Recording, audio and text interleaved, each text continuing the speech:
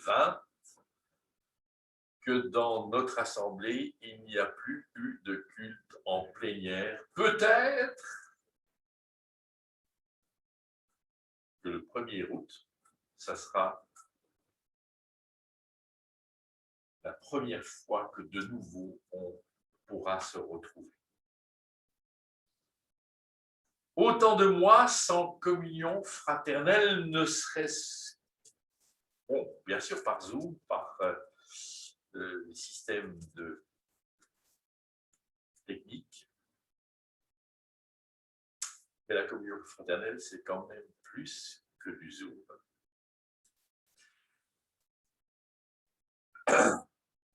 Et puis, un temps où non seulement il y a eu pas mal de problèmes avec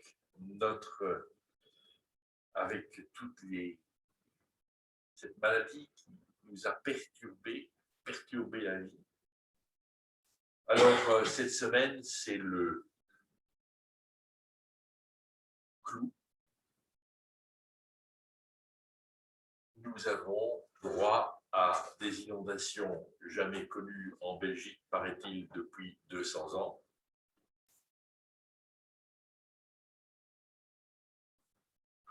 C'est véritablement un souci.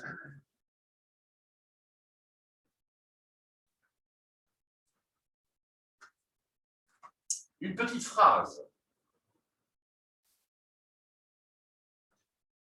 d'une speakerine du journal télévisé de cette semaine.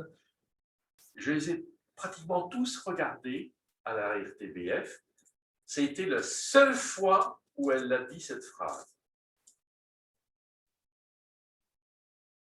Après avoir parlé de toutes les annonces et de toutes les difficultés que les gens rencontraient dans les régions, les différentes régions, elle a dit « Et ce n'est pas encore le pire, l'Allemagne, c'est encore pire que nous. » C'est la seule fois où j'ai entendu cette phrase.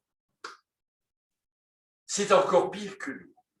En tant qu'aumônier des hôpitaux, combien de fois est-ce que j'ai rencontré des gens en souffrance qui me disaient « Oui, mais il y a pire que moi. »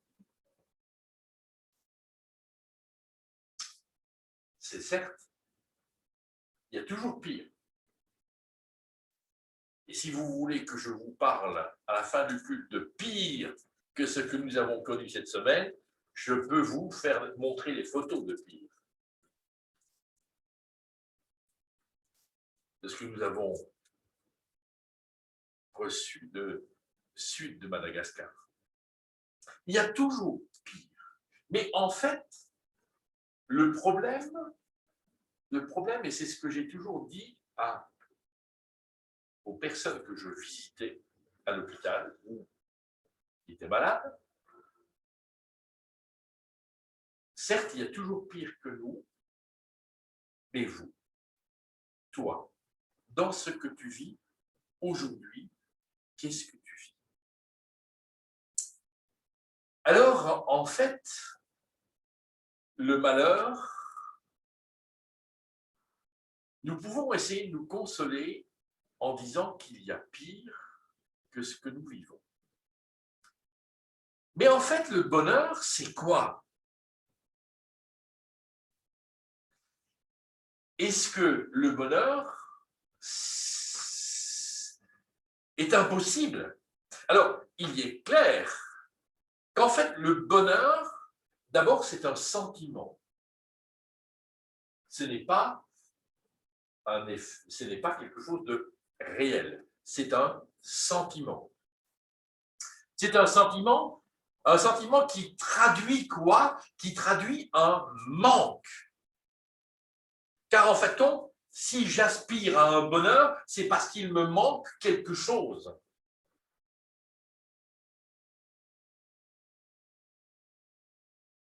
Et c'est à partir de là que nous sommes en train de galérer.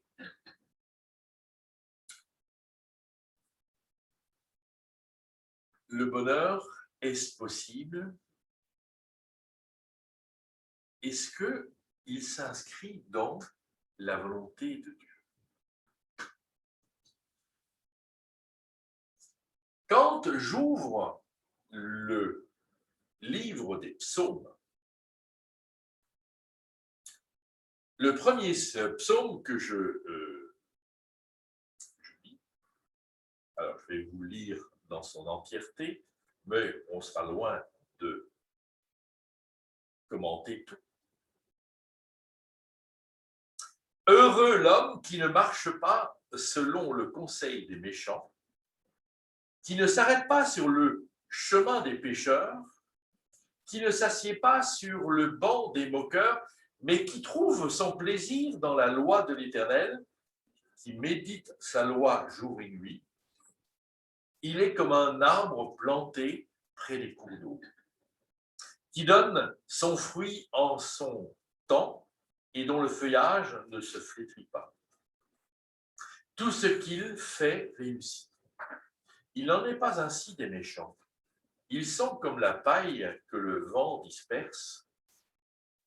C'est pourquoi les méchants ne résistent pas au jour du jugement, ni les pécheurs dans la communauté des justes, car l'Éternel connaît la voie des justes, la voie des pécheurs mène à la perdition. Premier psaume. Alors pour moi, c'était important de bien comprendre déjà ce que je viens de lire. Le livre des psaumes, c'est le livre qui recueille tous les états d'âme des uns et des autres. Cela va depuis la joie jusqu'à le désir de faire mieux. Ça rejoint des hommes, des femmes qui vivent des temps difficiles et qui vivent la persécution, qui vivent des problèmes. Dans les psaumes, vous avez de ces états d'âme où on en arrive à dire, mais en fin de compte, Seigneur, tout cela, détruis-les, depuis les vieillards jusqu'aux enfants. Premier psaume, c'est l'entrée dans les psaumes. C'est l'entrée dans les différents états d'âme que l'on va rencontrer dans ce livre, les psaumes. Mais ce n'est pas seulement l'entrée, mais le portique d'entrée. C'est heureux. Je ne suis pas un grand fréquentateur. Il faut bien inventer des mots. Je ne suis pas forcément celui qui fréquente régulièrement l'église de Dour, mais pour me repérer et savoir où est le portique d'entrée, je regarde à l'enseigne. Je dis, ah voilà, on arrive, je peux décélérer, parce qu'en général, je roule toujours un petit peu vite, hein, Claudette, c'est d'accord? Donc, ce qui est important, c'est ce portique d'entrée du psaume 1. Heureux. Heureux, et vous allez me dire, oui, mais c'est facile de dire heureux. Moi, ce que je vois autour de moi, c'est du malheur. Alors, est-ce que, en fait, la question, est-ce que Dieu est contre le bonheur? Certains l'ont dit. Est-ce qu'il est contre le fait d'être heureux?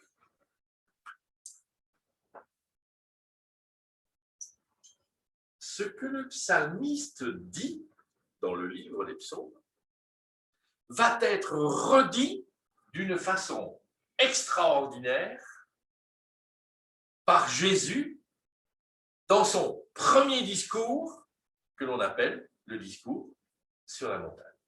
Dans Matthieu chapitre 5, verset 11, Jésus monte sur la montagne en quelque sorte, quand le texte nous dit qu'il monte sur la montagne. Qui est déjà monté sur une montagne dans la Bible? Moïse. D'une certaine façon, il y a le fait qu'on retrouve quelque part, et dans l'évangile de Matthieu, c'est clair, c'est Jésus qui prend la place de Moïse, qui supplante Moïse. En tout cas, au plan de l'enseignement. Et quand Jésus commence son discours, ses disciples vinrent auprès de lui, il se mit à leur enseigner. Heureux ceux qui se savent pauvres en eux-mêmes, car le royaume des cieux est à eux. Heureux ceux qui pleurent,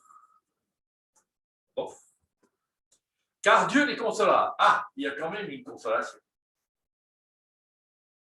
Heureux ceux qui sont doux, ils recevront la terre que Dieu a promise.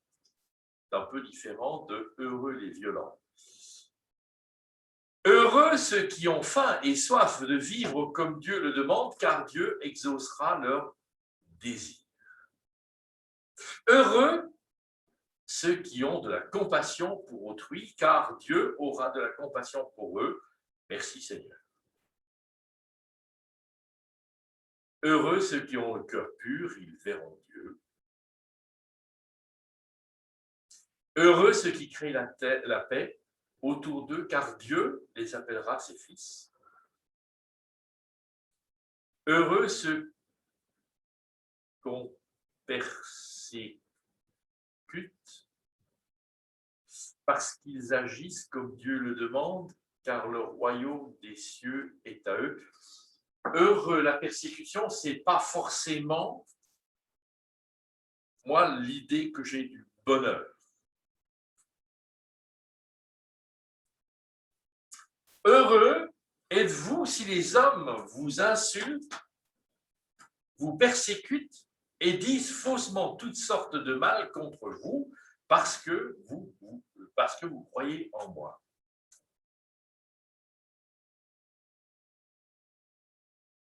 Il y a quand même quelque part des notions de heureux qui sont différentes de ce que moi j'appelle être le bonheur. De ce que dans son monde on pense être le bonheur. Dieu dit heureux, Jésus dit heureux, donc il doit y avoir un problème quelque part. Bien souvent, dans les bénédictions de mariage,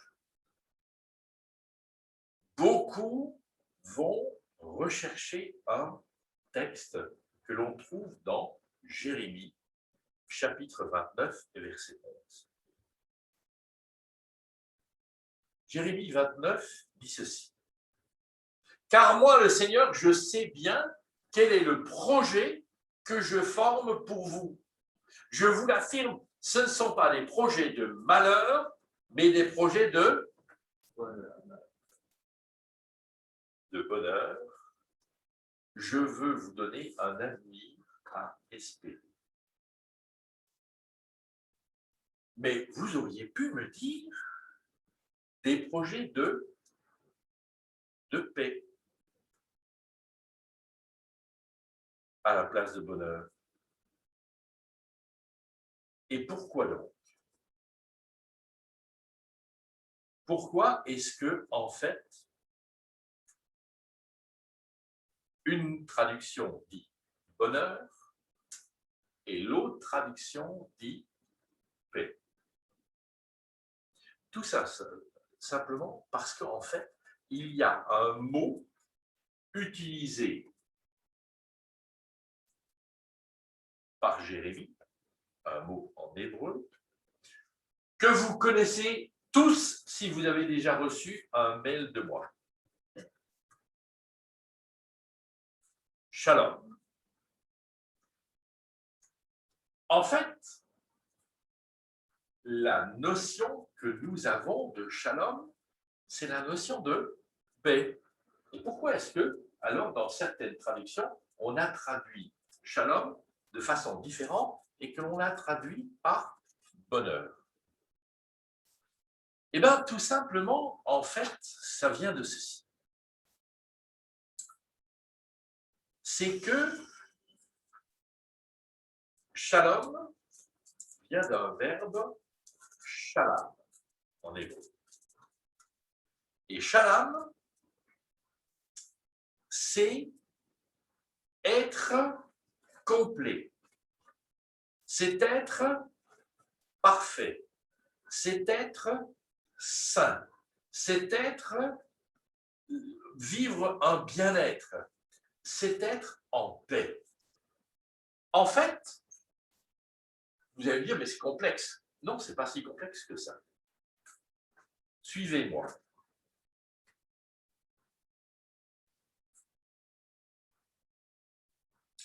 Le problème vient de ceci.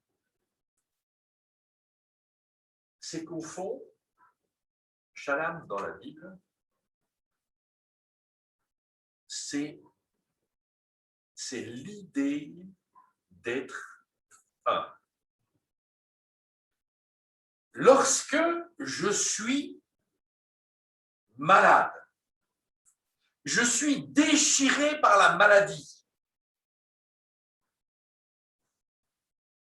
Donc, je peux souhaiter à cette personne shalom dans le sens de dire ce que je te souhaite, c'est que ta maladie disparaisse et que tu sois en bonne santé. Shalom se traduit aussi dans certains passages de la Bible par guérison. Si je suis dans la pauvreté et que je suis déchiré à cause de cette pauvreté, je peux te souhaiter shalom afin que la pauvreté disparaisse et que tu sois dans un état où tu as un état de bien-être et d'avoir ce que tu désires. Shalom, c'est être complet. Souvenez-vous de Genèse. Genèse chapitre 1, l'homme quittera son père et sa mère, il s'attachera à sa femme et ils deviendront un. Il y a la notion de se retrouver un dans cette unité. Dieu est un, c'est ce que la confession de foi d'Israël. Écoute Israël, le Seigneur ton Dieu est un.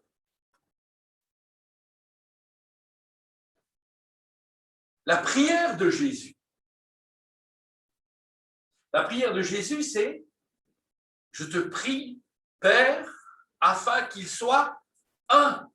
Comme toi et moi, nous sommes un. » Or, il y a le Père et il y a le Fils. Mais il y a l'unité divine. Tout est accompli, dira Jésus, lorsque sur la croix, il décède. Il a accompli sa tâche de réunir la création avec son créateur. Il y a toute cette dimension en fait, de retrouver ce qui me manque. Et ce qui me manque, c'est en fait compte ce que j'ai perdu depuis le jardin d'Éden.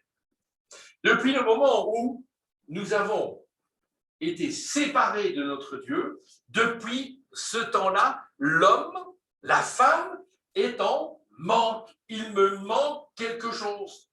Donc, je suis toujours dans une recherche d'avoir et de combler ce manque. Quel est le premier mot de l'homme? De l'homme, homme, que l'on reproduit dans la Bible? Moïse le met dans la bouche d'Adam lorsque Dieu lui dit « Mais où étais-tu » et Adam lui dit « Je me cachais, j'ai eu peur ».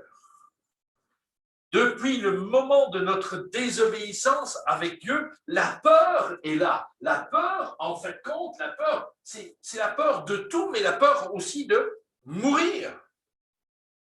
Nous sommes toujours dans cet état de peur. La peur nous paralyse, la peur, la peur, la peur, la peur. Jusqu'au temps de l'Apocalypse, le dernier verset de l'Apocalypse, c'est quoi? L'Esprit et l'Église disent « Viens, Seigneur Jésus, je n'ai plus peur de m'offrir. »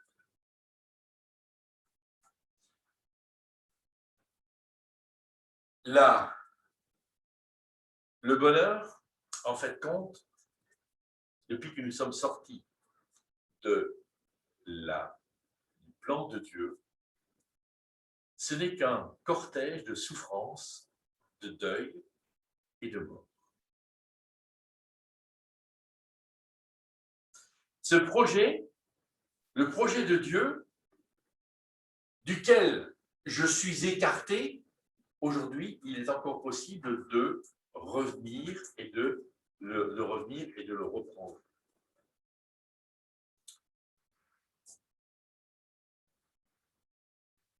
Heureux. Heureux, alors quand on lit en hébreu, on a un souci, c'est qu'on ne trouve pas un adjectif, mais un nom, Ashret, au pluriel. Comme si, quelque part, il y avait des bonheurs. C'est un nom qui provient, comme il faut toujours le faire en hébreu, d'un verbe. C'est le verbe qui donne le contenu au substantif, au nom. Le verbe achar. Alors, tenez-vous bien, le verbe achar, qui va donner ashret, ce que l'on traduit par heureux, le verbe achar, c'est marcher. Être guidé, se laisser guider. Alors, vous le trouvez dans le Proverbe chapitre 9, verset 6, où il est dit « Abandonnez la niaiserie et vous vivrez, puis marchez dans les voies de l'intelligence. » Il y a une question de marcher, de se laisser guider. Mais il y a une deuxième notion dans ce verbe, c'est aussi le fait de s'estimer heureux. Lorsque l'on regarde en Genèse chapitre 30, verset 13, il nous est dit ceci. Léa dit, Léa c'est qui? C'est qui Léa? Hein? Une femme. Oui, mais c'est quelle femme? C'est la femme de Jacob. Ah oui? C'est la quantième? Première. Il n'a pas marié Rachel? Après Rachel. Et pourquoi est-ce qu'il a marié Rachel, Léa avant Rachel? Parce qu'on lui a posé son beau-père. Léa est une femme frustrée. Parce que, en fait, quand elle n'a pas trouvé Marie, on l'a substituée à sa sœur pour qu'elle soit mariée. Cette femme est une femme frustrée. C'est une femme qui est blessée simplement dans sa féminité. C'est une femme qui, en fait compte, va vivre toujours des difficultés. Car c'est une femme qui n'est pas aimée, puisque son mari aime et préfère Rachel. On ne peut pas dire que Léa est quelqu'un qui est heureux. Et pourtant, au chapitre 30, verset 13, elle dit ceci: « Quel bonheur pour moi, les filles me déclareront heureuse. » Et elle l'appela du nom de Hazer, ce qui veut dire bonheur. En fait, donc, qu'est-ce qui se passait? Elle a accouché. Elle a accouché d'un 4e fils. Et dit l'exégèse rabbinique, il n'y a que les rabbins qui inventent des trucs comme ça, l'exégèse rabbinique dit elle savait que les autres n'en auraient pas plus qu'elle. Et donc, elle trouve dans ce 4e fils, puisque Jacob en a eu 12, et qu'il avait 4 femmes, elle trouve dans ce 4e fils le fait d'être heureuse et de pouvoir être heureux. Donc, c'est aussi, non seulement c'est la notion de marcher, de se guider, d'être guidé, c'est la notion aussi de trouver et s'estimer heureux. Alors, ce n'est pas la méthode Coué. Hein. La méthode Coué, c'est, vous connaissez la méthode Coué, hein? Ça va aller, ça va aller, ça va aller, ça va aller, ça va aller. Combien de fois est-ce que j'ai entendu ça dans le borinage, hein? Oh, ben ça va d'aller. Ça va d'aller comment? Qu'est-ce qu'il va faire d'aller? Hein? Qu'est-ce qu'il va faire d'aller? C'est une expression que l'on dit comme ça, mais qui, en fait, compte, qui est quand même sacrément problématique. Alors, si vous lisez la traduction de André Chouraki, qui est un juif, ce n'est pas forcément un grand traducteur, mais il a fait une traduction très particulière, avec souvent un mot particulier, on ne va pas en parler maintenant. Chouraki traduit le psaume 1, verset 1, par « en marche ». Donc, il n'a pas traduit par « heureux ». En fait, qu'est-ce que nous invite à faire ce verbe « achar » ?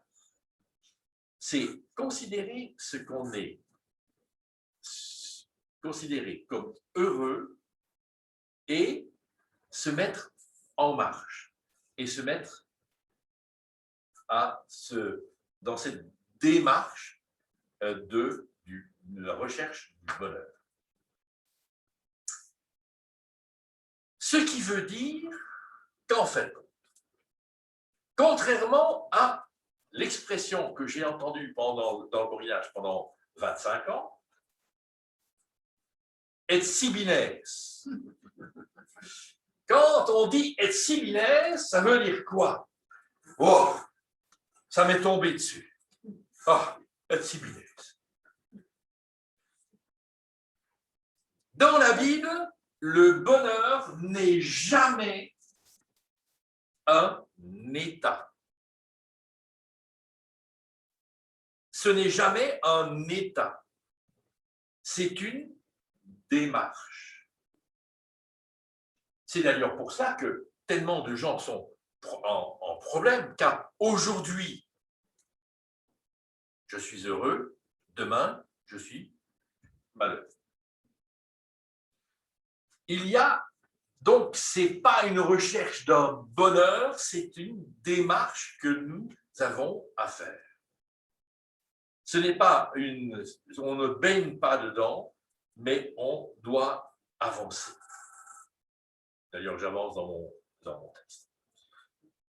Heureux, qui ne suit pas le conseil des gens sans foi ni loi, qui ne s'arrête pas sur le chemin de ceux qui se détournent de Dieu, qui ne s'assied pas avec ceux qui se moquent de tout. Vous avez entendu tout à l'heure, Achar, c'était être guidé, se laisser guider. Et là, le psaume dit qui ne suit pas. Donc, c'était à la suite d'un guide. Et moi, je pose la question, dans ta recherche du bonheur, tu suis qui? L'air du temps, les feuilletons du type les feux de l'amour, ou est-ce que tu vas chercher ton guide? Quel est ton guide? L'Écriture continue par un deuxième verbe qui ne s'arrête pas sur le chemin de ceux qui se détournent de Dieu. Qui ne s'arrête pas.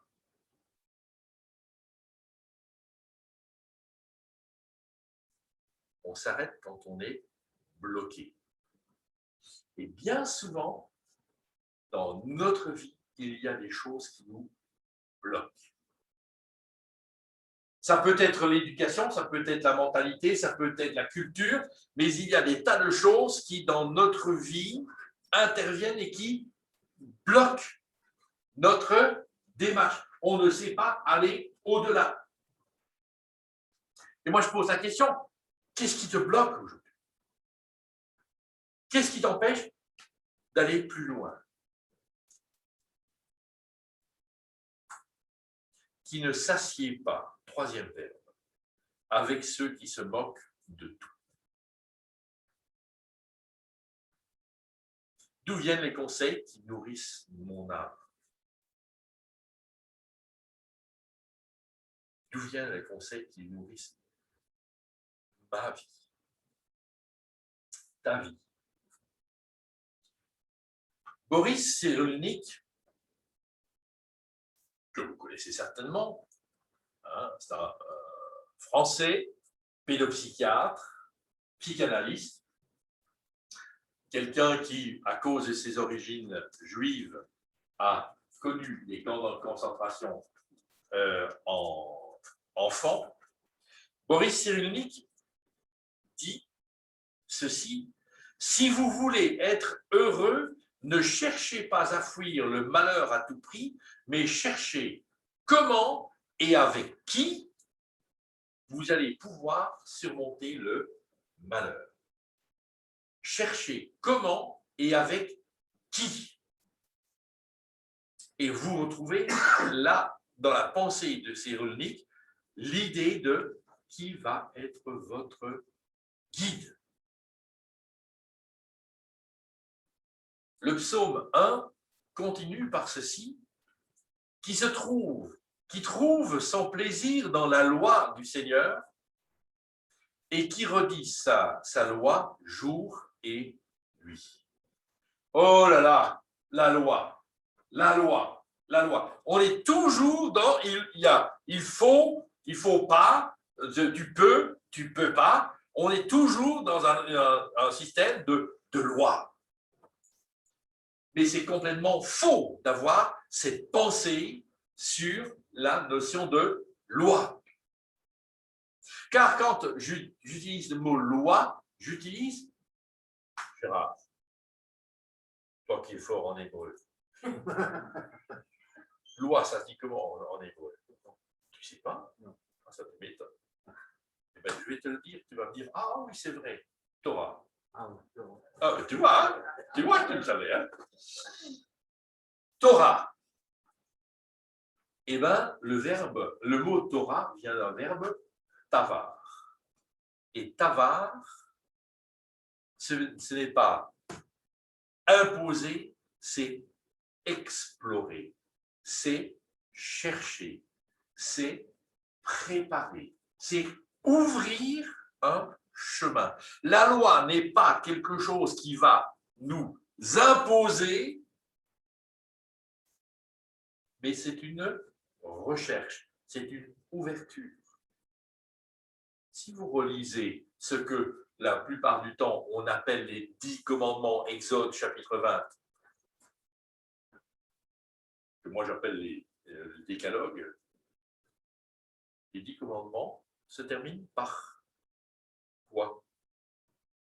Si vous ne les faites pas, qu'est-ce que vous allez subir? Et on ne vous dit rien. Les 10 commandements, il y a, si tu ne le fais pas, tu vas faire ceci, cela, tu iras au coin, tu seras puni, tu devras t'asseoir, t'agenouiller sur des cendres. Ça, c'était mon truc chez moi. Hein. On mettait des cendres des mâches-fer et je devais m'agenouiller sur les mâches-fer. Ça ne se trouve pas. C'est pas ça. La loi est une recherche. C'est une préparation à une ouverture. L'Écriture me dit qu'il trouve son plaisir dans la loi du Seigneur. Donc, au fond, il y a une nécessité à ce que je sois guidé par l'Écriture, par la parole de Dieu, par cette loi, et qui redit sa loi jour et nuit. Oh ben la nuit, moi je dors. Enfin, je sais. Ouais, je sais. Et qui redit. Qui redit. Un verbe que l'on trouve, le verbe aga, se trouve dans le prophète Ésaïe. Chapitre 38, verset 14, lorsque l'on parle du cri de l'hirondelle. Le même prophète, en Ésaïe, chapitre 31, verset 4, va parler du cri du lion. Est-ce que vous avez déjà entendu une hirondelle? Est-ce que vous avez déjà entendu un lion? Les cris sont les mêmes? Ah ben si. Pour l'hébreu, oui. Car en fin de compte, ce cri, il vient de l'intérieur. Autant chez l'hirondelle que chez le lion, que chez moi. Donc c'est dans mon intériorité. Et là, je me pose des questions, car en fin de compte, ce verbe-là va être utilisé aussi dans un texte que vous connaissez bien, Josué chapitre 1, verset 8. Lorsque il est donné ce commandement à Josué, avant d'entrer dans le pays de Canaan, que cette loi ne s'écarte pas de toi, tu la rumineras, tu la murmureras, tu la rediras jour et nuit. Alors, ça me permet de, en fin de compte, d'en arriver à cette rumination.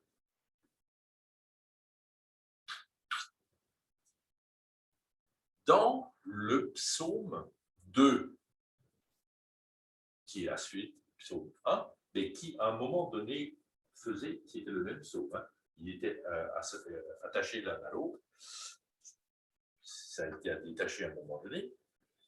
Mais donc, dans le psaume 2, verset 1, il est dit ceci. Pourquoi les nations s'agitent-elles et les peuples ont-ils de vaines pensées?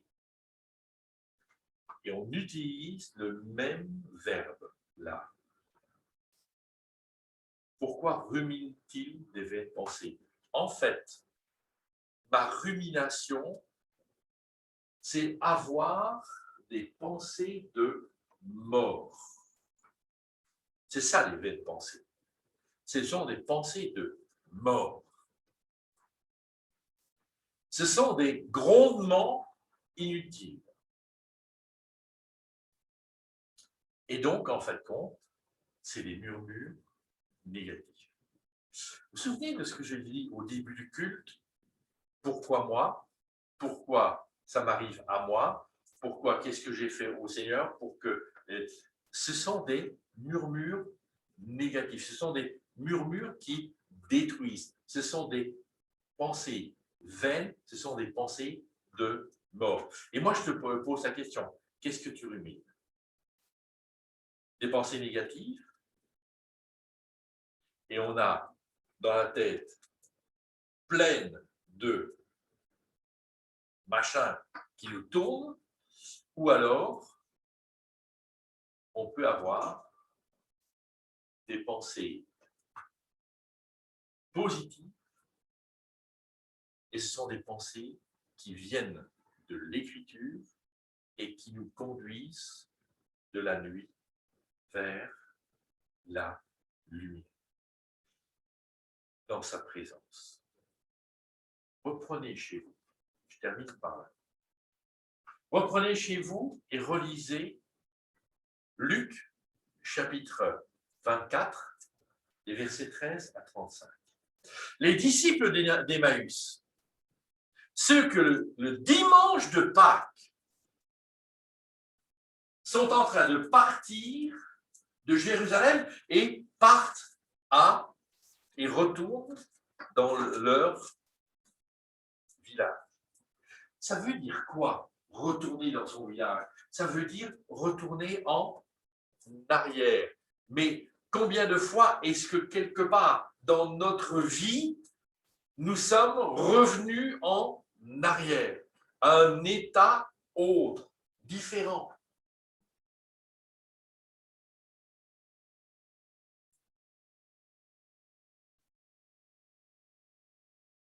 Ces disciples marchent sur la route.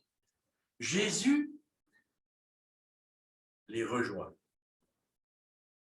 Jésus ne leur dit pas « Pourquoi est-ce que vous êtes là alors que je vous avais dit de rester à Jérusalem ?» Pourquoi? Il ne les questionne pas. Il ne les interpelle pas de cette façon-là. Il ne les culpabilise pas. Il leur dit « De quoi parliez-vous »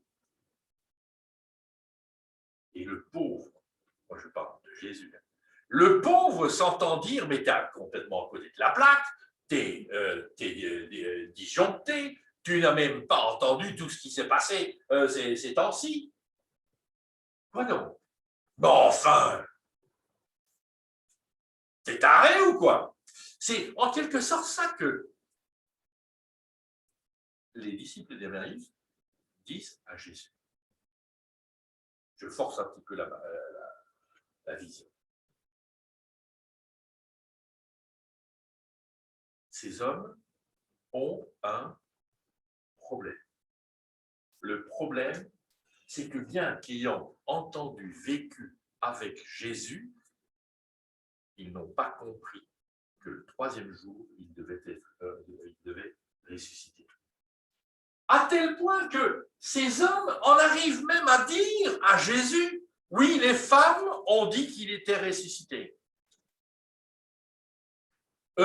Et cela a été confirmé par les frères qui l'avaient vu. Eh bien, eux, dans leur schéma, ils sont tellement bloqués qu'en fait, compte, ils n'ont pas entendu. Ils sont toujours restés dans leur schéma ancien. Et ils sont bloqués par rapport à ça. Et il va falloir que Jésus leur parle, leur remontre ce qu'il leur avait dit, et qu'en fin de compte, les gens se débloquent.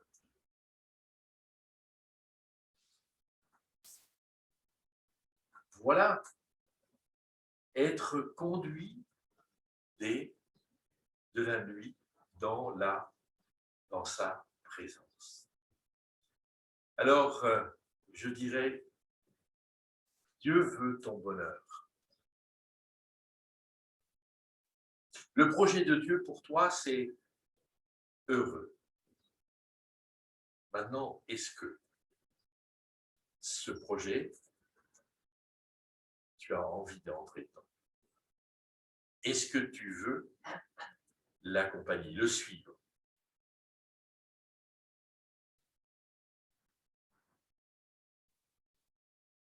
l'apôtre Pierre dit, comme des enfants nouveau-nés, aspirez. Celui qui n'aspire pas, il meurt. Aspirez au lait non frelaté de la parole, afin que par lui, vous puissiez que vous croissiez pour le salut, si vous avez goûté la bonté du Seigneur. Alors moi, je vous invite à vous mettre en marche. Nous aurions pu chanter à la suite de cela, ça j'y ai pensé cette nuit-ci, mais voilà. Oh, quel bonheur de le connaître. L'ami qui ne saurait changer.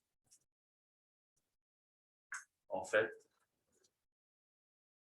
je ne crois pas que mon bonheur puisse être fait par les hommes. Je ne crois qu'en une seule chose, c'est que mon bonheur viendra d'eux. Amen. Je vous invite à la prière.